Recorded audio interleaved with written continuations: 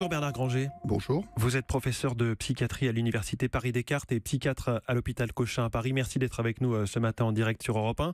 L'homme qui a poignardé sa mère, sa sœur et une troisième personne hier à Trappes avait déjà séjourné en hôpital psychiatrique. Est-ce qu'il y a pu y avoir une défaillance quelque part dans son suivi ?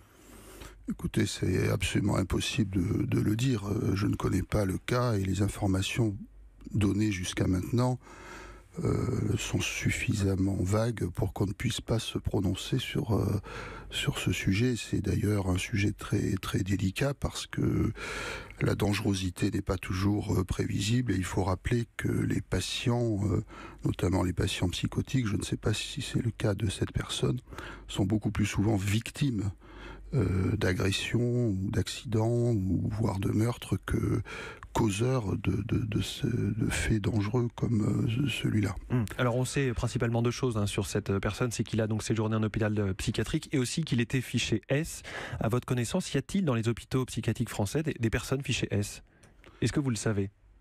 Les psychiatres, dans leur ensemble, se sont opposés à la psychiatrisation du terrorisme. Je crois qu'il ne faut pas tout mélanger. Certains malades mentaux se nourrissent de l'actualité, des faits auxquels ils assistent et peuvent intégrer dans leur pathologie des éléments tels que le terrorisme ou le fanatisme religieux, quel qu'il soit d'ailleurs.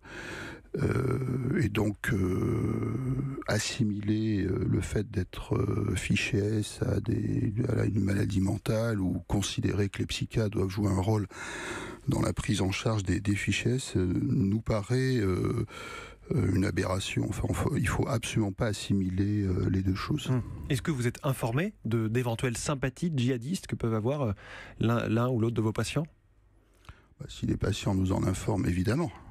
Est-ce qu'à l'inverse, vous devez informer la police si jamais vous rendez compte qu'un patient tient un discours de type radicalisation ? Je crois que chacun doit faire son métier. Nous devons prendre en charge les troubles mentaux et la police doit prendre en charge ceux qui commettent des délits et des crimes. Est-ce qu'aujourd'hui la police ou la gendarmerie a son mot à dire sur vos patients ? À un moment donné ou l'autre de son suivi. Il y a eu des polémiques ces derniers mois et ce n'est pas terminé d'ailleurs parce qu'en effet on aimerait bien que les psychiatres finalement puissent informer les autorités. C'est un sujet très délicat. Ça nous rappelle certaines périodes de l'histoire. Je crois qu'il faut être très prudent dans ces matières et qu'il faut bien séparer le sanitaire de ce qui relève de la justice et de la police. Mais si quelqu'un vous dit dans le secret de votre cabinet j'ai des projets de meurtre ou autre, est-ce que vous n'avez pas un devoir de le révéler aux autorités ? Évidemment, de même que s'il a on a le devoir en l'occurrence, d'hospitaliser le patient parce qu'il y a un risque de trouble à l'ordre public et ça passe en effet par les autorités administratives. Il y a des procédures, mais qui sont déjà en place. Professeur Bernard Granger, plus généralement, y a-t-il une difficulté à suivre les personnes atteintes de troubles mentaux en France une fois qu'elles sortent des hôpitaux ? Oui, alors ça, je crois que c'est un vrai sujet. Depuis des années, 10-15 ans, on peut citer des livres, des articles, les psychiatres, les responsables de syndicaux, des personnels des hôpitaux psychiatriques alertent sur l'appauvrissement progressif de la psychiatrie publique. Et le résultat de cet appauvrissement progressif se fait sentir aujourd'hui de façon beaucoup plus visible, mais il ne date pas de ces derniers mois. C'est petit à petit.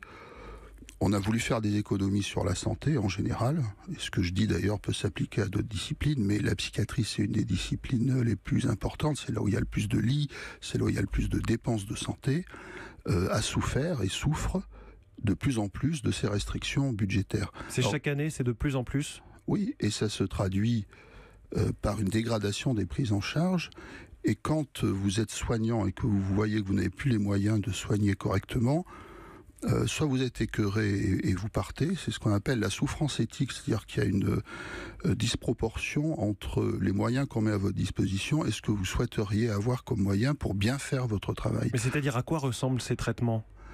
Eh bien, c'est très simple. Faute de lit, par exemple, on est obligé de faire sortir prématurément des patients. et alors qu'ils ne sont pas stabilisés. Et donc un mois après, ils vont revenir. C'est le phénomène de la porte tambour.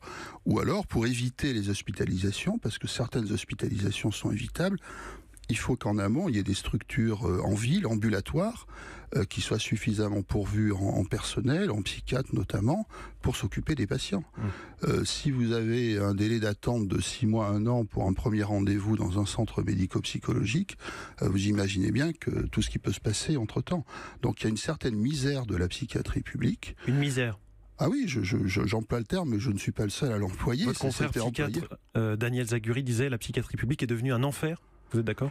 Ah ben, tout à fait. D'ailleurs, le docteur Zaguri a écrit un texte tout à fait remarquable dans un quotidien, et il a dit les choses de façon très, très brillante et très juste. Et tous les psychiatres publics se reconnaissent dans ce qu'il a écrit. Il y a aussi moins d'infirmiers psychiatriques ? Oui, il y a moins d'infirmiers. Si vous voulez, quand le budget doit être réduit, il faut bien trouver quelque part les moyens de le réduire. Et trop souvent, c'est le personnel. Ce qui explique les mouvements très durs ou très longs qu'on observe, par exemple à Amiens, qu'on a observé à Sotteville et les Rouen, où vous avez même des infirmiers qui font la grève de la faim pour avoir les moyens suffisants pour travailler et qui ont obtenu, mais à quel prix, des postes supplémentaires et bien insuffisamment, enfin bien en décalage avec ce qu'ils réclamaient. Mais même dans des hôpitaux de l'assistance publique, par exemple, récemment, le chef du service de pédopsychiatrie de l'hôpital Robert Debré, le professeur Richard Delorme, a écrit pour dire qu'il n'avait pas suffisamment de personnel pour s'occuper des enfants atteints de troubles psychiatriques. C'est une crise, là c'est sous forme de crise, mais c'est un délitement progressif qui touche toutes les structures de psychiatrie publique. Et a priori ça ne va pas s'améliorer avec les budgets qu'on nous annonce pour 2019 ? Malheureusement non, puisqu'on continue de penser qu'il faut faire des économies sur la santé. Mais faire des économies sur les dépenses de santé, ça veut dire dégrader les soins. L'équation, elle est très simple. Merci beaucoup Bernard Granger, professeur de psychiatrie à l'Université Paris-Descartes et psychiatre à l'hôpital Cochin à Paris. Merci d'être venu en direct sur Europe 1 et bonne journée.